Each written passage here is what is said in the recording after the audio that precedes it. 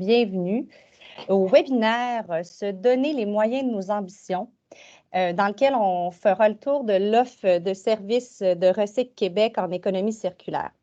Ce webinaire est présenté dans le cadre de la semaine de l'économie verte d'Écotech et fait partie aussi de notre série Les rendez-vous Recyc Québec. Je me nomme Isabelle Moïse, je suis directrice des opérations chez Recyc Québec. Ma direction s'occupe notamment des dossiers d'économie circulaire et j'ai le plaisir d'être votre animatrice aujourd'hui. J'agirai aussi comme modératrice de contenu pour la période de questions qui va se dérouler à la fin du webinaire. Avant de vous présenter nos conférenciers d'aujourd'hui, je vais vous donner quelques consignes d'usage. Dans un premier temps, vos micros ont tous été fermés. On vous invite donc à nous poser vos questions dans l'onglet questions-réponses qui est en haut de votre écran. Comme mentionné, on répondra aux questions à la fin de la présentation. La séance d'aujourd'hui est d'une durée de 60 minutes et ça inclut une période de questions d'une quinzaine de minutes et on l'enregistre également. Elle vous sera envoyée par courriel à la suite de l'événement et aussi dans le même courriel, vous aurez un lien pour répondre à un sondage d'appréciation qu'on vous invite bien entendu à compléter. Maintenant, j'ai le plaisir de vous présenter mon équipe, ceux que j'appelle à juste titre mon trio de feu en économie circulaire. Alors, je vais débuter par Étienne Anger. Étienne est chez Recyc Québec depuis maintenant 9 ans. Il a notamment piloté le rapport sur l'indice de circularité du Québec qui est sorti en mai 2021. Donc, c'est un fait saillant de la dernière année. Étienne, en fait, la prochaine personne, c'est Laura Cicciarelli. Laura est avec nous depuis maintenant 1 an. Laura est entre autres responsable du suivi de l'étude sur les matériaux de la transition énergétique qui va sortir cet été. Laura a un beau parcours également en économie sociale. Donc, elle s'est jointe à l'équipe, comme je vous disais, depuis maintenant 1 an. Ensuite, je vous présente Hélène Gervais. Hélène est chez Recyc Québec depuis maintenant 15 ans. Elle a évidemment piloté plusieurs dossiers à son actif. Elle s'occupe dans ses faits saillants de cet été, notamment le suivi du dossier de la trousse d'outils pour l'élaboration des feuilles de route régionales en économie circulaire qui va sortir en juin. Tous les trois aussi travaillent conjointement là, sur plusieurs dossiers. Vous les connaissez sûrement pour la plupart d'entre vous et ont notamment participé à la réalisation des dernières assises de l'économie circulaire qui ont lieu virtuellement en mai 2021. Écoutez, je vous souhaite un bon webinaire à tous. Sans plus tarder, Laura, à toi la parole. Oui, merci beaucoup Isabelle. Donc, bonjour à tous. Merci d'être avec nous aujourd'hui. Donc, une première question pour commencer. Selon vous, est-ce que l'économie circulaire est désormais un courant dominant, ou on pourrait dire mainstream? Donc, je vous invite à utiliser les émoticônes de réaction que vous avez en haut de votre écran. Si vous pensez que oui, pouce vers le haut, tout simplement. On va attendre quelques secondes. Oui, je vois des pouces qui gravitent dans mon écran. Donc, on peut révéler la réponse. Et oui, l'économie circulaire est un courant dominant puisque ça a fait l'objet d'une caricature dans la presse. Mais plus sérieusement, on sait qu'il y a encore du travail à faire pour faire connaître ce nouveau modèle économique-là. Dans la caricature, on voit par contre que c'est un père de famille qui explique une des 12 stratégies d'économie circulaire qui est le don. Donc, aujourd'hui, notre objectif, ça va être vraiment justement de venir vous informer un peu plus sur l'économie circulaire pour ceux qui ne sont encore pas tout à fait au courant, mais plutôt de vous donner toute l'offre de services de Recyc Québec en économie circulaire. Donc, au menu aujourd'hui, en hors d'œuvre, on va y aller avec une mise en contexte. Donc, question d'ouvrir l'appétit. Par la suite, on viendra avec la soupe, les différents moyens pour vous de communiquer l'économie circulaire à votre entourage, les opportunités de mise en réseau. Après, on va poursuivre avec le soutien aux initiatives territoriales en entrée. On vous servira par la suite la salade, soit le développement des connaissances, donc pleine de riches vitamines. On passera par la suite au plat principal, le plus important, le financement. Et pour finir, toujours le meilleur, bien sûr, le dessert, c'est toutes les collaborations qui se forgent en économie circulaire au Québec et ailleurs aussi. Donc, On va y aller avec l'art d'œuvre, la mise en contexte. Un peu sur Recycle Québec pour commencer. Donc, on est une société d'État qui a pour mission d'amener le Québec à réduire, réutiliser, recycler et valoriser les matières résiduelles dans une perspective d'économie circulaire et de lutte contre les changements climatiques. Vous voyez donc que l'économie circulaire fait vraiment partie intégrante de la mission de Recycle Québec et ça fait plus de 5 ans maintenant. Recycle Québec est très connu pour ce qui est de collecte sélective, consigne, mais on en fait aussi beaucoup plus. Réduction à la source, économie circulaire, bien sûr, les matières organiques, la responsabilité élargie des producteurs, la gestion des résidus de construction, rénovation, démolition et bien plus encore. Sur ce, je vais passer maintenant la parole à Hélène, notre pédagogue en chef, pour vous faire un petit économie circulaire 100. À toi, Hélène. Oui, merci Laura. Donc, bonjour à tous. Pour certains, ça va être un rappel. Pour d'autres, c'est peut-être une nouveauté. Tant mieux. On vous souhaite la bienvenue dans ce nouveau secteur de l'économie circulaire. Donc, en quelques minutes, ce que vous avez à l'écran, c'est le schéma de l'économie linéaire. Donc, c'est le modèle économique dans lequel on se trouve depuis la révolution industrielle, donc depuis environ 150 ans, qui est basé sur une logique d'extraire, produire, consommer et jeter. Donc, c'est pour ça qu'on appelle ça linéaire. Puis, vous voyez dans le schéma, en amont, on a une surconsommation des ressources de toute nature. On consomme comme si les ressources étaient infinies, alors qu'on sait très bien que notre planète elle a une capacité limitée de fournir ces mêmes ressources-là, même que certaines ressources sont à un niveau critique. Donc, il faut s'en préoccuper, surtout dans un contexte d'approvisionnement et de protection des écosystèmes. Et en aval, bien, vous voyez la montagne de déchets. Donc, on génère du gaspillage, de la pollution, des déchets. Puis, vous avez également des flèches là, qui retournent à chacun des maillons, donc des rejets à chaque étape de cette chaîne-là. Donc, c'est vraiment un modèle économique qui n'est pas soutenable à long terme. Il faut vraiment revoir nos modes de production et de consommation pour moins extraire de ressources en amont, moins en jeter en aval, puis essayer de réduire les rejets à chacune des étapes. Et c'est pour ça qu'on arrive au nouveau modèle économique, l'économie circulaire. Le schéma que vous avez, c'est un schéma qu'on utilise au Québec là, qui fait consensus. Donc, en quelques mots, l'économie circulaire vise deux grands objectifs. Le premier, c'est vraiment ce que vous avez à gauche, de repenser pour réduire la consommation des ressources, mais aussi préserver les écosystèmes qui génèrent ces mêmes ressources-là. Donc, c'est un peu comme la réduction à la source là, qu'on connaît peut-être un petit peu plus. Donc, vraiment réduire notre consommation. Puis, ce que vous avez en dessous, c'est ce qu'on appelle des stratégies de circularité. Donc, ici, il y en a trois. Donc, l'éco-conception, consommation et approvisionnement responsable, optimisation des opérations. On n'aura pas le temps d'en parler en détail aujourd'hui de toutes ces stratégies, mais sachez qu'il y en a 12 au total qui sont toutes dans le schéma. Deuxième grand objectif, une fois qu'on a réduit tout ce qu'on pouvait, on va chercher à optimiser les ressources qui sont déjà en circulation sur le marché par trois, je dirais, sous-objectifs. Le premier, c'est d'utiliser les produits plus fréquemment. On parle aussi d'intensifier l'usage des produits. Trop souvent, on a des produits qu'on n'utilise pas à leur plein potentiel. Donc, des stratégies comme l'économie collaborative, qu'on appelle aussi des fois l'économie de partage, en font partie, la location aussi. Donc, ça permet vraiment optimiser nos ressources. Deuxième chose, une fois qu'on a fait ça, on va vouloir prolonger la durée de vie des produits ou de leurs composants, par exemple avec la réparation, le don, le reconditionnement, l'économie de fonctionnalité, qui est tout un domaine en ça, mais malheureusement, on n'aura pas le temps d'en parler aujourd'hui. Troisième chose, bien, donner une nouvelle vie aux ressources par l'écologie industrielle, qu'on appelle des fois aussi la symbiose, où les rejets d'une entreprise deviennent les matières premières d'une autre.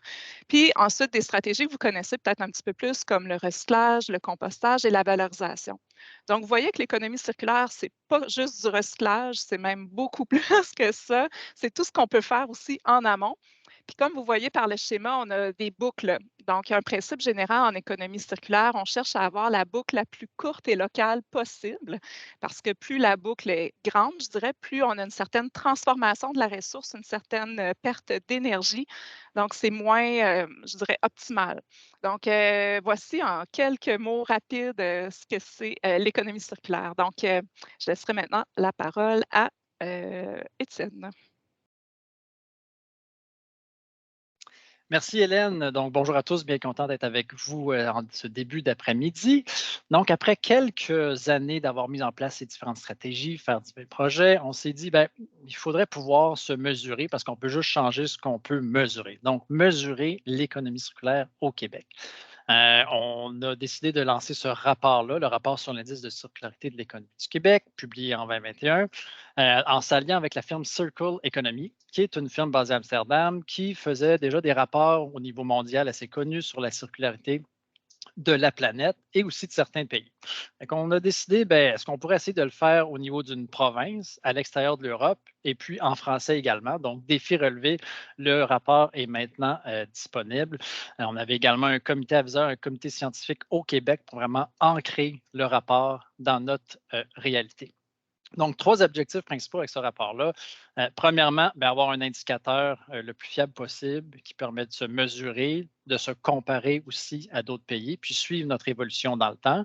On voulait aussi activer la transition vers l'économie circulaire en proposant différentes mesures, voir où mettre notre énergie pour changer les choses de façon la plus efficace et également pour concerter les acteurs. Donc, avoir une espèce de moment zéro en économie circulaire où est-ce qu'on fait le point, on discute de la situation au Québec, de nos opportunités, de nos menaces pour pouvoir changer les choses et aller de l'avant. Et comment on a fait ce rapport-là? On a fait une analyse de flux de matière. Donc, en gros, on a regardé les ressources qu'on extrait au Québec, ceux qu'on importe du reste du monde.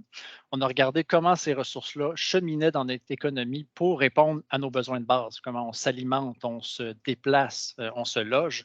Puis par la suite, en fin de vie, qu'est-ce qui se passe avec ces ressources-là? Est-ce qu'elles sont envoyées à l'étranger, enfouies, stockées sous forme d'infrastructures, par exemple, ou réintégrées dans l'économie pour servir une nouvelle fois à combler nos besoins.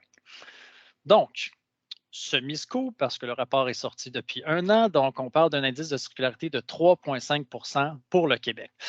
Si on se compare à la Norvège, qui a une économie un peu similaire à la nôtre, c'est 2,4 les champions, c'est les Pays-Bas, avec 24 environ. Puis au niveau mondial, on est à 8,6 de circularité. Ce qui veut dire, le bon côté des choses, c'est qu'on a beaucoup d'opportunités pour mieux utiliser nos ressources vraiment à toutes les étapes du cycle de vie. Autant en amont, comme Hélène le présentait, avec les différentes stratégies dans notre schéma, qu'en aval par la suite pour prolonger la durée de vie, utiliser plus longtemps, puis en fin de vie, réintégrer ces ressources-là dans notre économie. Fait que pour vous, ce rapport-là pouvait être utile de différentes façons parce que c'est un portrait super intéressant du Québec, la situation actuelle, mais on est arrivé en fin de rapport avec 6 scénarios qui visent certains domaines, avec au total 37 stratégies pour passer à l'action, des stratégies chiffrées en matière d'impact sur les ressources. Donc, ça peut vous aider à, selon votre filière, selon votre domaine, selon vos fournisseurs, vos parties prenantes, mais qu'est-ce que je peux faire, moi, pour changer la donne, puis augmenter le taux de circularité au Québec, qui est un objectif, ma foi, assez ambitieux pour la suite des choses. En résumé, vous avez les indications de base, les éléments clés, mais ce que je veux que vous rappelez, c'est qu'il y a plein d'actions possibles. Il y a sûrement des actions que vous pouvez mettre déjà de l'avant pour vous, pour différentes stratégies d'économie circulaire. On voit qu'au Québec, on peut passer de 3,5 à 9,8 en mettant ces différentes stratégies de l'avant. Donc, on peut pratiquement tripler notre taux de circularité. On voit également qu'il y a un lien de plus en plus fort qui se discute entre l'économie circulaire et la lutte au changement climatique.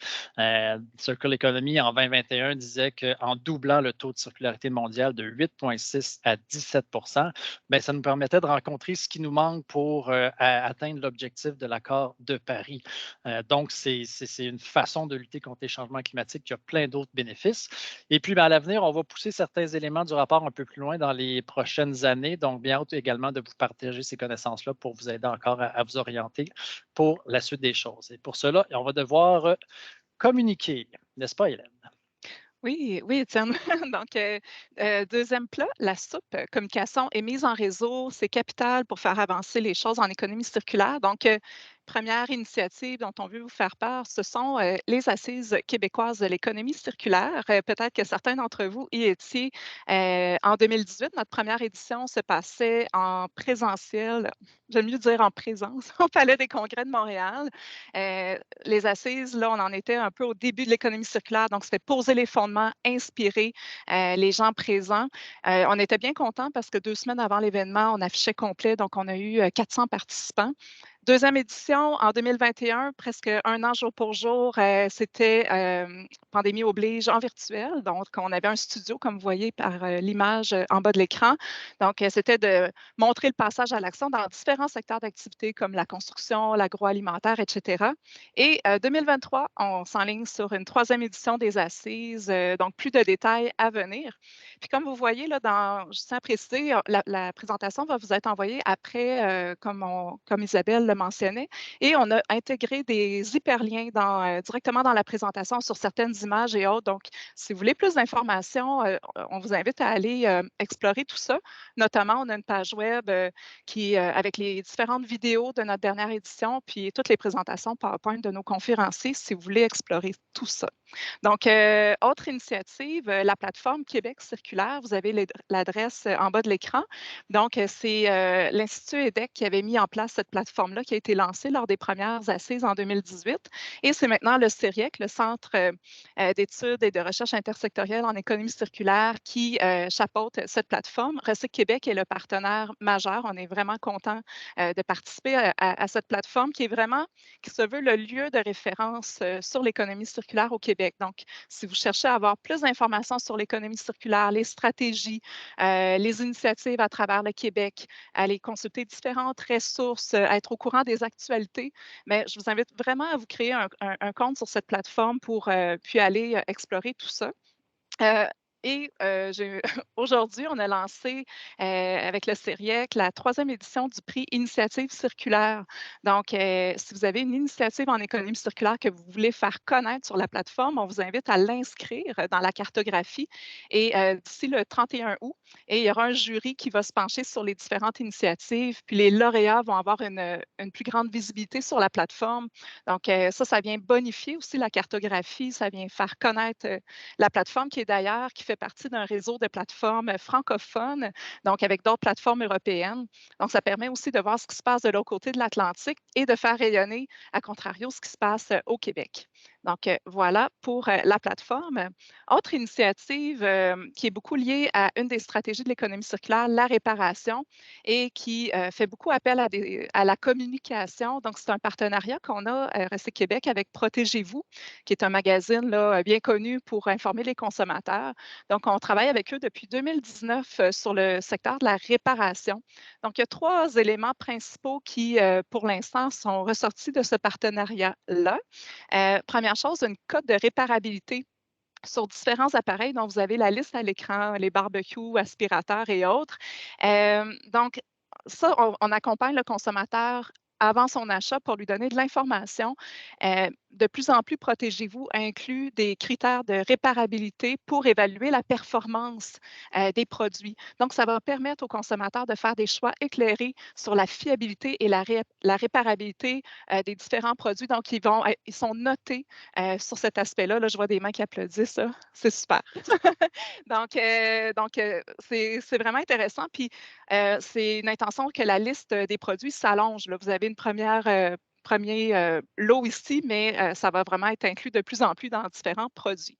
Deuxième chose, une fois qu'on a acheté, il faut prolonger la durée de vie. Donc, à l'automne dernier, vous l'avez ici, là, donc Protégez-vous, on a lancé un guide sur 100 trucs pour faire durer vos appareils domestiques. Donc, selon les différentes pièces de la maison, ça donne des trucs pour entretenir ces produits puis éviter qu'ils se brisent. Vous seriez surpris de voir avec du bicarbonate de soude et du vinaigre et un peu de volonté ce qu'on peut faire pour ces produits. Mais une fois qu'ils brisent, qu'est-ce qu'on a comme ressource? On a mis en ligne, Protégez-vous a mis en ligne sur son site web une carte interactive des réparateurs de petits et gros électroménagers et aussi les appareils de climatisation. Donc, c'est une cartographie là, qui va évoluer dans le temps, qui est gratuite et qu'on vous invite à aller voir parce que c'est souvent un problème où je me tourne pour aller réparer mes objets. Donc, on est bien content de ces initiatives. Donc, sur ça, je laisserai la parole maintenant à Laura. Oui, merci Hélène. Donc, à ce stade-ci du webinaire, et par votre intérêt aussi, vous devenez les plus grands ambassadeurs de l'économie circulaire au Québec. Vous devenez les experts, mais vous avez besoin d'outils pour continuer à vous informer, à convaincre les autres, vos partenaires, vos parties prenantes.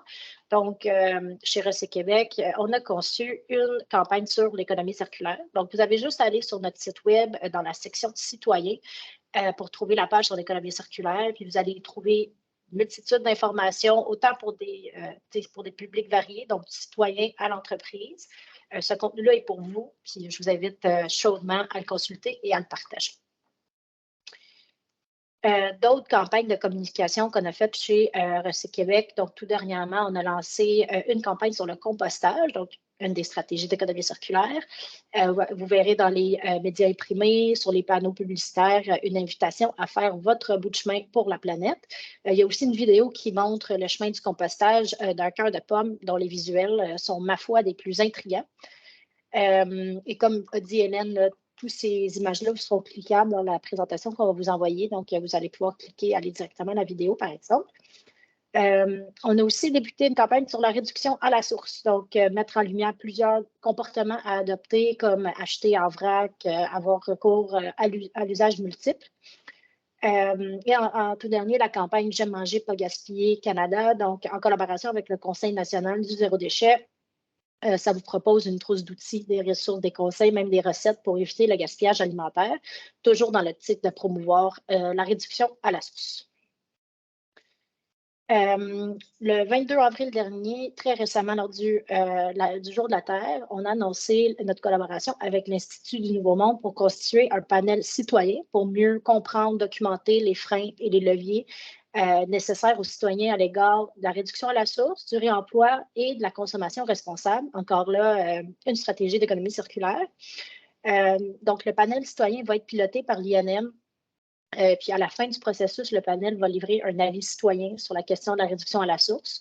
L'avis sera rendu public, diffusé largement à l'ensemble de la population et ça permettra à Recyc Québec de faire des recommandations au gouvernement afin d'accélérer la transition vers la réduction, le réemploi et la consommation responsable, appuyer les citoyens, les municipalités, les entreprises et d'autres organisations dans ce sens. Merci beaucoup, Laura. On va passer à notre prochain élément, donc les territoires. Et je vais vous faire une confidence. Moi, les territoires, c'est mon péché mignon si on parle de repas. Donc, vraiment, quand on parle de faire de l'économie circulaire, on parle de boucles courtes et locales. Donc, c'est sûr qu'il y a plein d'opportunités. Puis, on est chanceux au Québec, il y a plein de belles initiatives au niveau des territoires. Le premier dont j'aimerais vous parler, c'est un peu ce qui a mis un peu le pied dans la porte de l'économie circulaire. C'est notre premier programme d'aide financière, dont l'APTEC, en 2016. On avait financé 14 symbioses industrielles. Donc, en gros, c'est avoir des animateurs sur le terrain dans une région qui vont regarder comment mettre en lien les organisations pour que les résidus d'une organisation deviennent la matière première de l'autre. Donc, une des stratégies de l'économie circulaire qui est l'écologie industrielle, voir ça comme un écosystème. Vous avez les retombées à l'écran pour cette première cohorte, donc ça a quand même bien fonctionné, un engouement. Puis à la fin du programme, on se rendait compte que les différents participants commençaient à aller plus loin dans d'autres stratégies en économie circulaire. Donc, on a lancé une deuxième édition qui a supporté une quinzaine de symbioses dans 13 régions du Québec. Donc, une grande partie des régions au Québec ont une symbiose active là-dessus, qui maintenant développe une vision plus générale en économie circulaire en mettant de l'avant le réemploi, l'éco-conception, d'autres stratégies que vous pouvez retrouver. Et puis, il y a une communauté très forte d'animateurs qui se regroupe autour de Synergie Québec, qui est animée par le CTTEI, donc le Centre de transfert technologique en écologie industrielle. Ils sont très dynamiques. Donc, si vous êtes dans une région, je vous invite à aller voir les différents projets qui sont en cours pour peut-être contacter l'animateur, voir si j'avais des questions, peut-être trouver des ressources, des éléments. C'est toujours une source d'information très intéressante, puis qui connaissent le territoire parce qu'ils sont ancrés. Deuxième élément, encore une fois, le projet Ville et Région circulaire. Donc, c'est un projet d'une collaboration entre le Conseil national zéro déchet, la Fédération canadienne des municipalités, le Recycle Council of Alberta et Recyc Québec. Donc, puis j'ai tenu à vous mettre une photo un peu des différents acteurs dans les rencontres parce que au niveau de l'économie circulaire dans le territoire, c'est vraiment des gens qui connaissent le tissu économique, qui connaissent leur communauté, la personnalité de la région pour aller chercher justement les bons acteurs, les bonnes ressources, les opportunités. Et puis nous, notre mission là-dedans, c'était de d'outiller ces différentes personnes dans les municipalités à travers le Canada.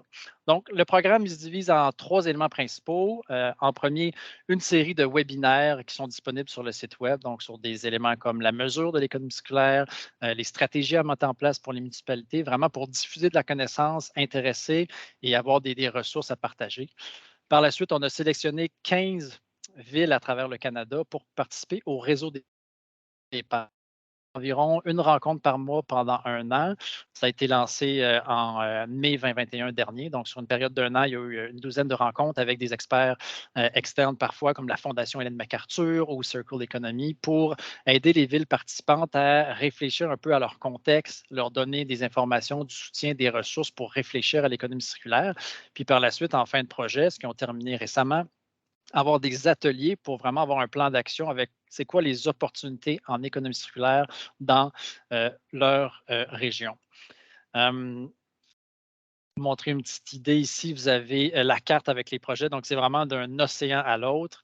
Vous avez, par exemple, Saint-Jean-de-Terre-Neuve qui a exploré le réemploi et le partage. Vous avez Gatineau qui s'est concentré sur l'agroalimentaire, entre autres sujets. Nanaimo, en Colombie-Britannique, de l'autre côté, qui était plus sur l'environnement bâti. Puis, Sherbrooke qui a exploré certains éléments, par exemple, sur la gouvernance. Donc, le retour général de ces villes participantes, c'est que ça a permis, de vraiment monter en compétences leurs différents services à l'interne des municipalités, de pouvoir cibler les actions prioritaires à mettre de l'avant pour la suite, puis vraiment de faire un engouement, puis vraiment un intérêt poussé pour l'économie circulaire. Donc, je vous invite, à aller visiter le site Web. Si vous êtes une ville, je vous invite à soumettre votre candidature parce qu'on est ouvert jusqu'au 10 juin pour la 2e cohorte, donc une 2e cohorte qui va être mise de l'avant avec un peu le même principe pour une année d'accompagnement varié et des partages avec la première cohorte qui vont pouvoir aussi partager leur expérience puis leur expertise acquise. Donc, un beau projet global. Puis, je vous invite justement à aller voir le site Web pour tous les détails. Mais il y a d'autres outils aussi qu'on va proposer très récemment. N'est-ce pas, Hélène? Oui, Étienne. Donc, oui, en fait, on s'est rendu compte qu'au Québec, il y avait de plus en plus d'intérêt de certains territoires pour élaborer une feuille de route en économie circulaire. Donc, une feuille de route, c'est un peu comme un plan qu'on se donne sur un certain nombre d'années, une vision avec des objectifs, des orientations que les parties prenantes vont s'approprier. Donc, c'est un peu comme un plan d'action qui porte vraiment sur l'économie circulaire, qu'on sait qui est assez transversale sur un territoire. Ça touche à plusieurs domaines. Donc, on s'est dit, bien, ce serait intéressant d'outiller, que ce soit les municipalités ou les leaders régionaux en économie circulaire, à élaborer et mettre en œuvre une feuille de route régionale en économie circulaire. Donc, il y a un mandat qu'on a attribué au Centre de transfert technologique en écologie industrielle, qui a coordonné le mandat en collaboration avec le Conseil régional de l'environnement et du développement durable de l'Outaouais et le Conseil régional de l'environnement Capitale-Nationale. Ça a été tout un travail vraiment là, exhaustif. On est vraiment très content de ce qu'on va vous rendre disponible très prochainement, donc en juin, donc dans quelques semaines, là, tout au plus. Donc, ça va être un guide très complet qui va expliquer les différentes étapes. Donc, il y en a 5 que vous voyez dans le schéma tout en bas. Et chaque étape a des activités, des sous-activités, et vous avez surtout une quinzaine d'outils que vous allez pouvoir adapter en fonction de vos besoins, de votre réalité régionale et qui vont être utilisables gratuitement. Donc, on parle ici de modèle de diagnostic territorial, modèle de feuille de route, une présentation PowerPoint toute faite pour expliquer l'économie circulaire aux acteurs du territoire. Donc, ça va vraiment être très intéressant là, si vous voulez vous embarquer dans une démarche comme celle-là. Il y a déjà des municipalités qui ont démarré le tout. Donc, on a hâte là, de pouvoir diffuser les outils qui vont vous accompagner vraiment pas à pas dans une démarche territoriale. Donc, sur ce, je laisserai maintenant la parole à Laura. Oui, merci Hélène. Donc, on est déjà rendu à la salade. Donc, on va faire le plein de vitamines, d'énergie, donc développement des connaissances. Je vais débuter par l'étude sur les matériaux liés à la transition énergétique. Donc, en tout début, en introduction, Isabelle avait mentionné que c'était un de mes dossiers, justement, super intéressant. Donc, on a lancé une étude sur les matériaux liés à la transition énergétique. Donc, comment les gérer dans une perspective d'économie circulaire en prenant en compte l'évolution à venir dans ce secteur. Donc, on sait que l'électrification des transports est déjà entamée. Ça va s'accélérer pour l'atteinte de nos objectifs de 2030-2050. et non seulement l'électrification des transports, mais les énergies renouvelables. On peut passer l'énergie éolienne et l'énergie solaire. Donc, tout ça génère des matériaux, panneaux solaires, éoliennes, batteries de véhicules électriques, bornes de recharge. Et il va falloir gérer ces matériaux-là de leur conception jusqu'à leur fin de vie. Et donc, l'étude va venir quantifier les gisements actuels, mais aussi prospectifs de 2030 et 2050 qu'on aura à gérer et viendra donner des recommandations, des pistes d'action sur la gestion optimale de ces matériaux-là dans une perspective d'économie circulaire. L'étude devrait être publiée au courant de l'été, donc restez à l'affût pour cette étude. Hélène, d'autres études? Oui, d'autres études, dont une qui est en cours présentement. C'est un mandat qui est issu du plan d'action nordique 2020-2023 et c'est en partenariat avec Recyc Québec, la Société du plan Nord et le ministère de l'Énergie et des Ressources naturelles, donc le MERN. Donc, on est 3 partenaires et on a mandaté, suivant un appel d'offres public, c'est Englobe qui a eu le mandat, de répertorier tout ce qui rentre, tout ce qui sort de certaines communautés en territoire nordique et de leur proposer un plan d'action personnalisé avec des pistes pour intégrer l'économie circulaire. Donc, il y a 6 communautés nordiques qui se sont prêtées volontaires et qui vont être interpellées dans ces travaux-là et une compagnie minière aussi là, située en territoire nordique.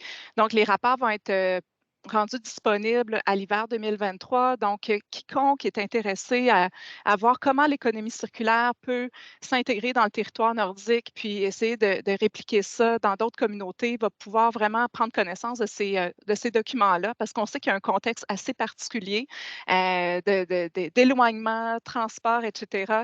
Donc, on veut optimiser les ressources sur ces territoires-là pour qu'ils soient encore plus résilients. Donc, à suivre. Autre initiative qui permet le développement des connaissances, c'est le Lab Construction auquel participe Recyc Québec là, dans 13 des 16 sous-comités, si je me rappelle bien, donc qui est coordonné par le CERIEC. Et c'est le premier lab d'accélération qui est mis en place. Ils veulent en faire sur d'autres secteurs d'activité.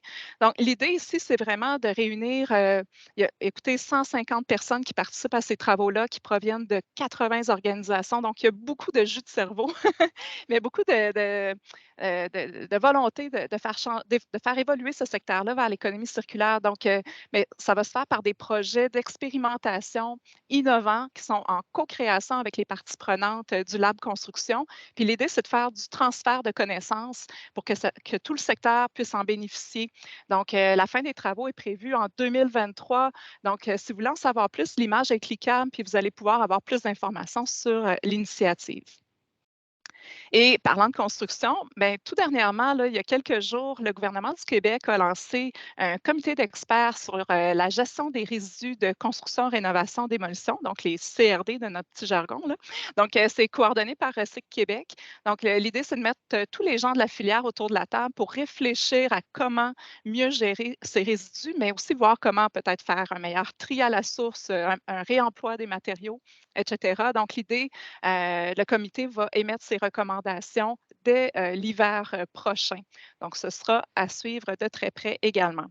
Donc, Étienne, à toi.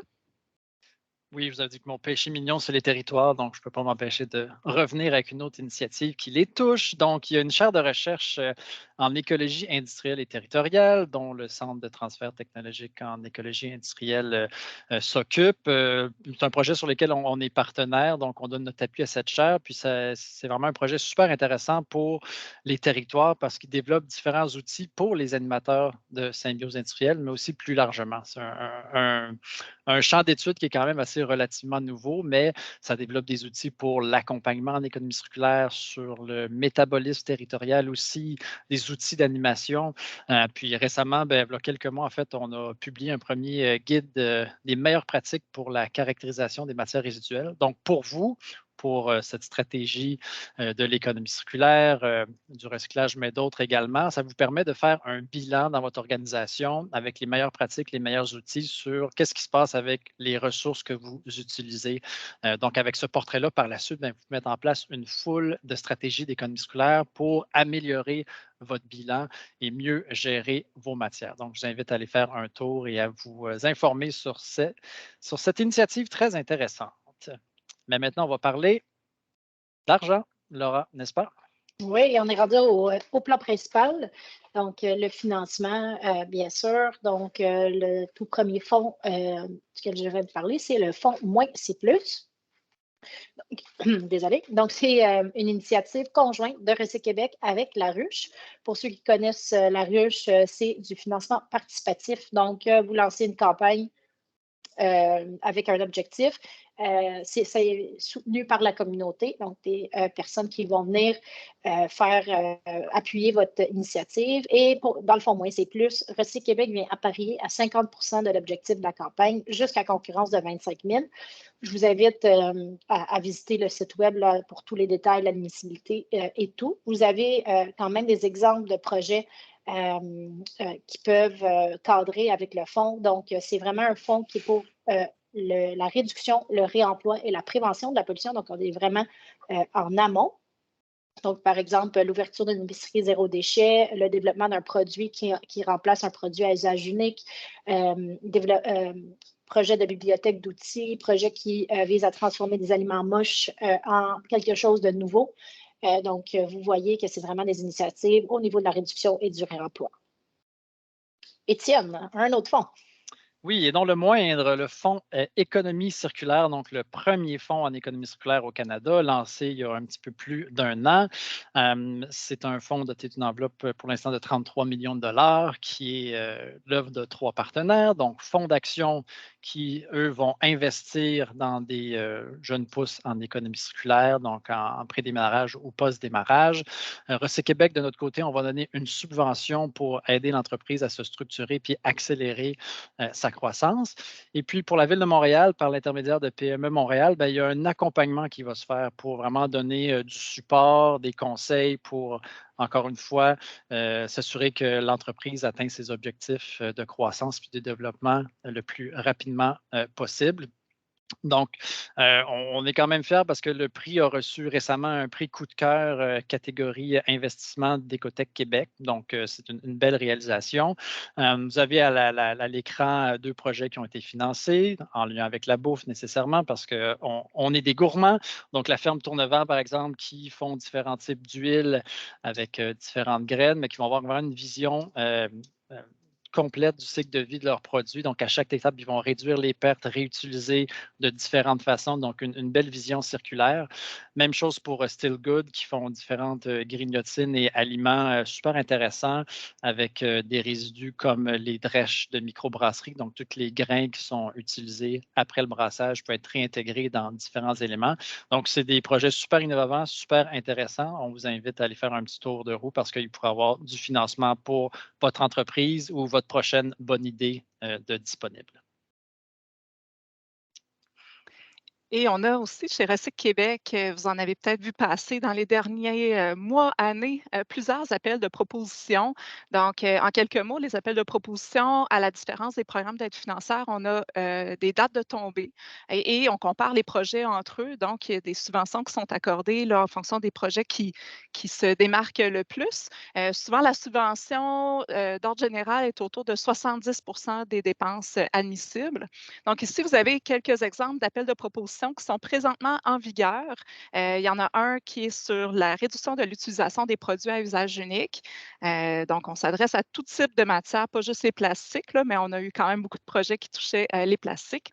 On a aussi un autre qui s'adresse aussi aux produits à usage unique, mais vraiment au niveau de l'éco-conception, de mieux concevoir les produits ou les alternatives pour minimiser leur impact environnemental. Il y a également un autre appel de proposition qui cherche celui-là à trouver des débouchés pour certaines matières. On parle ici du textile, l'ameublement, les équipements de protection individuelle. On sait que ça a été quand même assez populaire avec la pandémie. Tout ce qui est multimatière, donc des matières qui ne sont pas encore, pour lesquelles les débouchés se font plus rares. Donc, on veut pousser ça. Et un autre sur la lutte au gaspillage alimentaire. Pour les débouchés matières ciblées, lutte au gaspillage alimentaire, prochaine date de tombée, 15 juin, ça vient vite. Et pour les 2 autres, là, on parle plus d'une date fin août, puis une autre fin septembre. Donc, pour plus d'informations, vous avez le lien vers une page web qui regroupe tous nos appels de proposition. Étienne? Oui, le pendant des appels aux propositions, c'est les programmes d'aide financière. Donc, comme Hélène disait, c'est des programmes au fil de l'eau, donc pas nécessairement de date de tombée. On peut appliquer de façon plus régulière sous réserve de disponibilité des fonds. Il y a plusieurs programmes en vigueur présentement. On en a plus de 7, donc c'est assez varié. Ça peut toucher autant des soutiens aux communautés isolées pour différents programmes de réemploi ou de réutilisation des matières résiduelles, que du soutien pour le réseau d'éco-centres au Québec pour les municipalités. Donc, très varié. On vous a mis l'hyperlien dans le bas de la plage pour aller voir. Et il y a le fameux programme Techno et Marché. Donc, le nom au long est sur la diapositive. Mais ce programme-là qui a été très populaire, qui va revenir sous peu, donc qui était en refonte avec une nouvelle enveloppe, donc un lancement sous peu là, dans les prochaines heures, sinon les prochains jours. Donc, on vous invite à nous suivre sur les réseaux sociaux, vous abonner à notre infolette pour ce lancement. Ce programme qui vous permet de faire des projets pilotes, de faire des études de marché ou des éléments pour acheter des équipements, par exemple, pour conditionner ou transformer les matières résiduelles pour les réutiliser dans d'autres éléments, par exemple. Donc, programme très intéressant, relancé sous peu. Et pour la suite des choses, Oui, merci. Donc, en fait, tout ça ne se fait pas sans collaboration. J'espère que vous avez encore un peu d'appétit parce qu'on vous avait gardé un dessert pour la fin.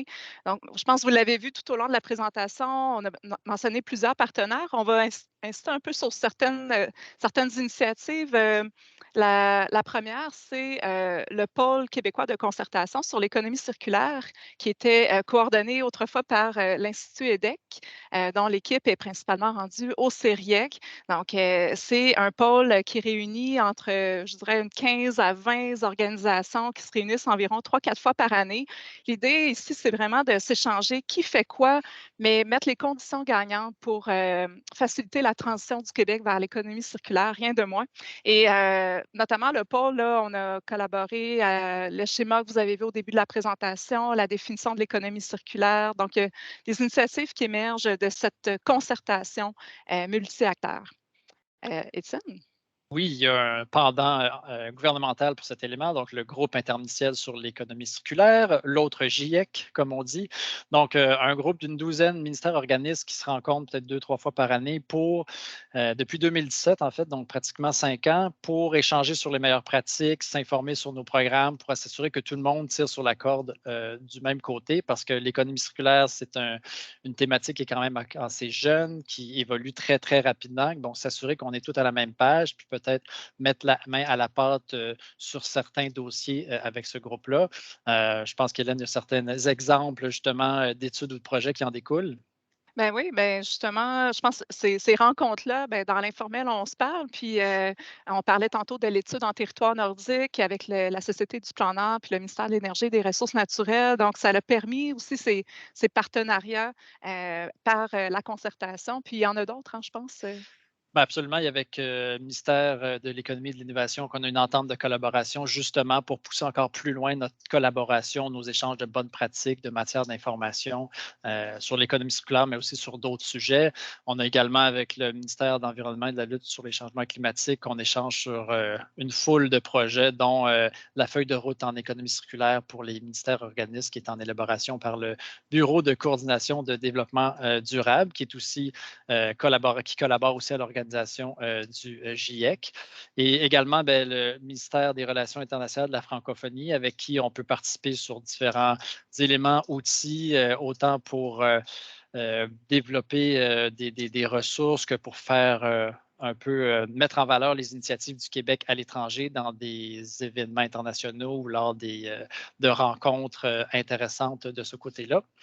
Et également, ce qu'on peut dire, c'est que on rayonne, puis on essaie de rayonner au-delà du Québec, planter nos racines à gauche et à droite. Donc, au niveau du Canada, on est membre du conseil d'administration du Conseil national zéro déchet. Donc, c'est une organisation canadienne avec des dizaines d'organisations super intéressantes qui vont parler d'éléments comme d'économie scolaire, de lutte au gaspillage alimentaire, donc de plein de projets qui touchent aux différentes stratégies d'économie scolaire. Ça nous permet de mettre en valeur les bons coups au Québec, mais aussi de planter nos racines à gauche, à droite et voir ce qui se fait pour pouvoir s'inspirer puis transmettre ces informations-là et voir qu'est-ce qu'on pourrait faire au Québec. On a même des racines de l'autre côté de l'Atlantique, Laura. Oui, donc avec l'ADEME, l'Agence de la transition écologique en France, donc on a vraiment une collaboration, une entente formelle avec eux pour échanger. Donc, nos professionnels et leurs professionnels peuvent échanger entre experts sur certaines thématiques pour voir qu'est-ce qui se fait de l'autre bord de l'océan. Et la même chose pour eux avec nous. On se rencontre régulièrement pour discuter, voir qu'est-ce qui se fait et on s'inspire entre nous. Et encore plus largement, il y a également aussi en ce moment, en fait depuis quelques années déjà que les travaux sont amorcés, l'élaboration d'une norme ISO en économie circulaire. En fait, ça va être plusieurs normes. Il y a 72 pays membres qui participent à ces travaux-là, 17 membres observateurs. Ça, c'est des rencontres à plus de 100 personnes, même des fois plus. Donc, c'est fort intéressant. Et il y a aussi ce qu'on appelle un comité technique canadien qui se réunit à fréquence régulière pour discuter comment nous, on voit les choses, donner nos commentaires sur la norme. Et il y a aussi les rencontres internationales. Donc, c'est des travaux qui sont en cours. Vous avez la liste ici des normes en préparation. Il y en a une sur la terminologie, les principes de l'économie circulaire, tout le cadre de mise en œuvre. Ça peut paraître simple comme ça, mais quand vous avez 72 pays avec des visions légèrement différentes de l'économie circulaire, là, ça fait des discussions très, très intéressantes. Et pas toujours évident, mais c'est bien parce que cette norme-là va vraiment bien camper le sujet de l'économie circulaire avec une vision plus commune au niveau international. Vous avez aussi dans les autres normes à développer une approche, une norme sur les approches pratiques pour développer et mettre en œuvre l'économie circulaire et une autre qui va être sur la mesure de la circularité, comment on évalue la circularité. Et vous allez avoir également des retours d'expérience, des fiches de données sur la circularité des produits. Donc, ça avance vite. La publication est prévue en 2023 de cette norme. Donc, voilà pour la présentation. Ça fait le tour. On serait rendu à la période de questions. Donc, Isabelle, Oui, à toi. merci beaucoup. Merci beaucoup à vous trois. Alors, on a des questions, effectivement. Première question, c'est pour toi, Hélène. Est-ce qu'il y a une intention de la part de Protégez-vous de rendre publiques ou gratuites les listes, outre la cartographie? Donc, je te laisse aller. En fait, protégez-vous. La plupart des informations sont réservées aux abonnés. Par contre, il y a certains articles sur leur site Web qui sont disponibles à tous, qu'on soit abonné ou non, puis qui permettent d'en apprendre un petit peu plus sur comment ils ont mis en place la cote de réparabilité. Pour ce qui est du guide pour faire durer ces appareils domestiques, vous avez une version disponible en ligne, moyennant, je crois, 6,95 Si vous voulez une version papier aussi, c'est possible de se la procurer. Et pour la cartographie des réparateurs, nous, notre intention, c'est vraiment que ce soit disponible à tous. Donc, on est en train de voir aussi avec Protégez-vous, hein, ça évolue ce partenariat, puis on regardera qu'est-ce qu'on peut rendre disponible pour que ce soit le plus ouvert possible, là, mais il y a plusieurs milliers d'abonnés. Donc, c'est sûr qu'il y a une partie de cette population-là qui a peut-être un petit peu plus d'informations. Merci, merci. Une autre question, est-ce qu'un APTEC, un appel à proposition en transition en économie circulaire, 3e édition est prévue? En fait, pas pour l'instant. Je peux répondre à cette question-là. Pas pour l'instant, hein, Étienne, quand même. Mais restez à l'affût. On ne sait jamais. Non, restez à l'affût. On souhaite évidemment trouver et ouvrir de nouveaux appels à proposition là, pour favoriser la transition, c'est certain. Mais il n'y en a pas pour l'instant de prévu. Étienne, voulais-tu compléter avec quelque chose là-dessus ou ça? Non, je pense que tu as bien complété, donc pas d'éléments précis pour le moment, mais c'est sûr, on réfléchit à cette question-là du financement de la communauté. C'est un élément qui est là depuis le début parce qu'on voit que c'est une belle communauté avec plein d'activités qui développent l'économie circulaire au niveau des territoires. Maintenant, comment trouver la meilleure façon de le supporter, avoir une belle résilience puis une force à long terme? On sait qu'il y a des expériences qui se font également à l'étranger sur des modes de financement variés, donc on est à l'écoute. Présentement, l'APTEC 2 va se poursuivre jusqu'à environ la fin 2023, mais on regarde cet échéancier-là pour la suite des choses. Merci, Étienne. Une autre question sur le lien, en fait, entre Recyc Québec et les municipalités, là, notamment en ce qui concerne la gestion des matières résiduelles. Est-ce que Recyc Québec peut, par exemple, imposer des mesures minimum aux municipalités? Je vous répondrai d'emblée qu'en soi, Recyc Québec n'est pas un organisme réglementaire, donc on n'est pas responsable de la réglementation. Toutefois, on s'occupe quand même de valider les plans de gestion de matières résiduelles des municipalités. Donc, c'est sûr qu'on est là aussi pour amener certaines idées, inclure notamment des mesures, suggérer d'inclure des mesures en économie circulaire dans leur plan. Étienne, Hélène ou Laura, si vous voulez compléter. Ben, en fait, oui, l'intention, c'est d'arrimer. On a une équipe qui travaille vraiment de près avec le secteur municipal. C'est d'arrimer nos efforts pour, comme tu le disais, Isabelle, vraiment d'inspirer les municipalités qui voudraient intégrer l'économie circulaire. Puis tous les outils qu'on a présentés aussi, c'est dans cette optique-là, que ça devienne de plus en plus un réflexe. Là. Mais de là à obliger, pour l'instant, on n'en est pas là, mais il y aura beaucoup d'encouragement finalement de notre côté. Oui.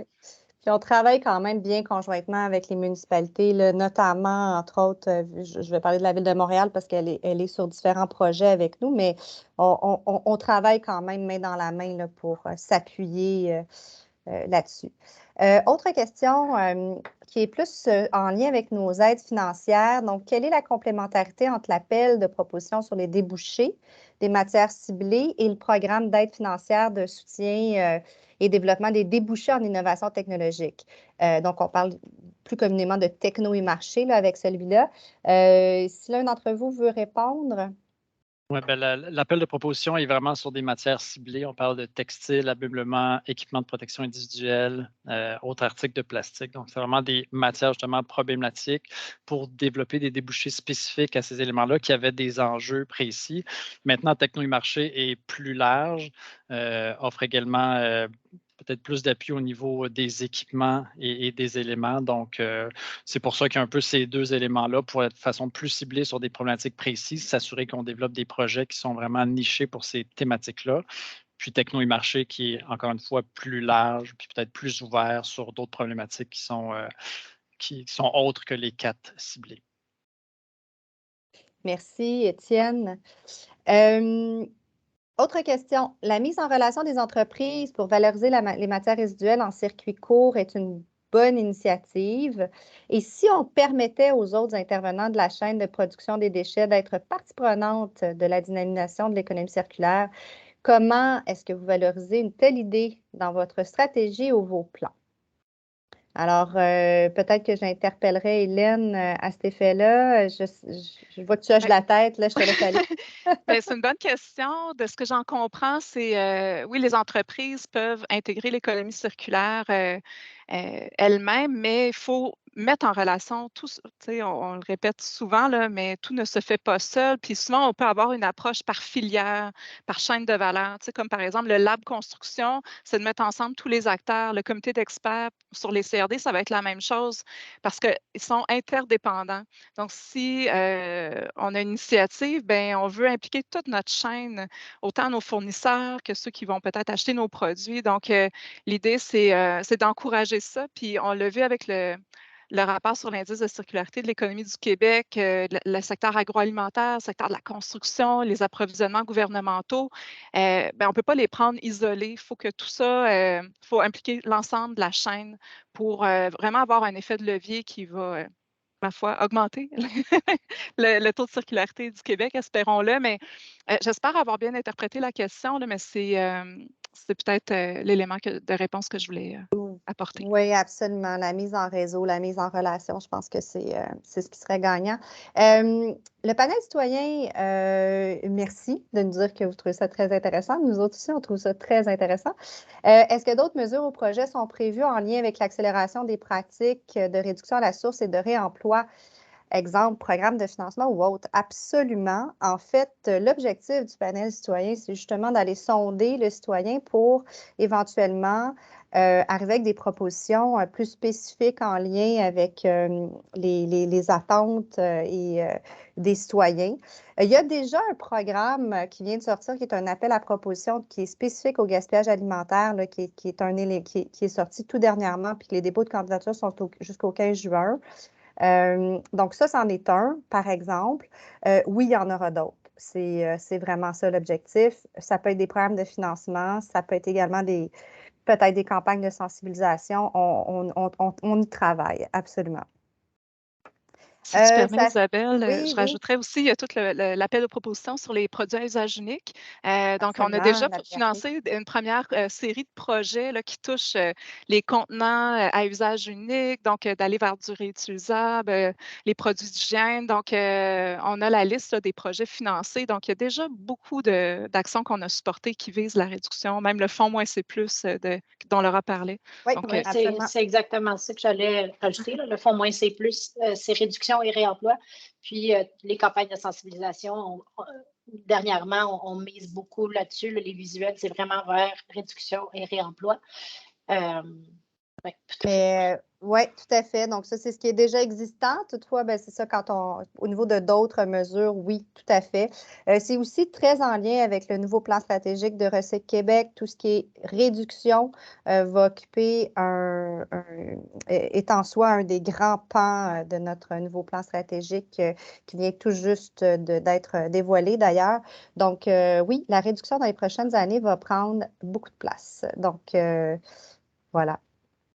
Ça fait le tour des questions. On arrive en fin de notre panel, de nos conférenciers. J'espère qu'on vous a mis l'eau à la bouche avec cette présentation qui était, comme a dit Étienne, gourmande, je l'espère.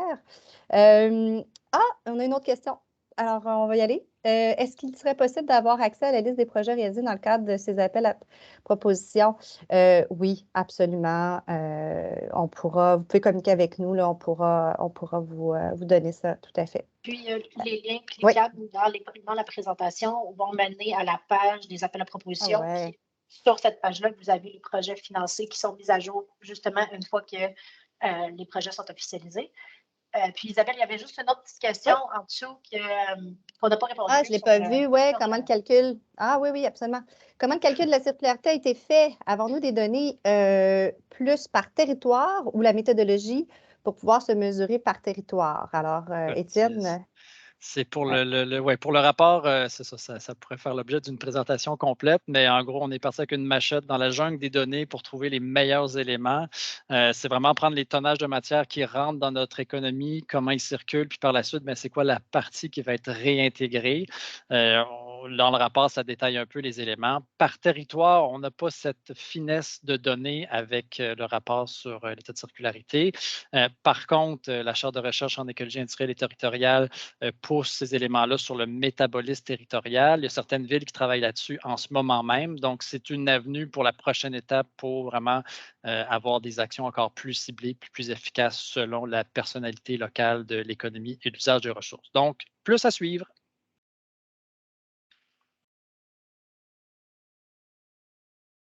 Merci, Étienne. On arrive en toute fin, là, vraiment. Encore une fois, merci de votre participation. Merci à vous trois. Vous êtes encore une fois un trio de feu, je le répète. Donc, si jamais vous avez des questions, n'hésitez surtout pas à venir vers nous. On va être là. On est là pour répondre à vos questions en économie circulaire. Si vous avez besoin effectivement de présentations, comme disait Étienne, si vous voulez des présentations plus précises sur certains projets, on est également disponible pour le faire sans problème. Faites appel à nous. On vous remercie et au plaisir de vous croiser peut-être en vrai éventuellement. Merci. Au revoir. Merci. Merci, au revoir. Au revoir.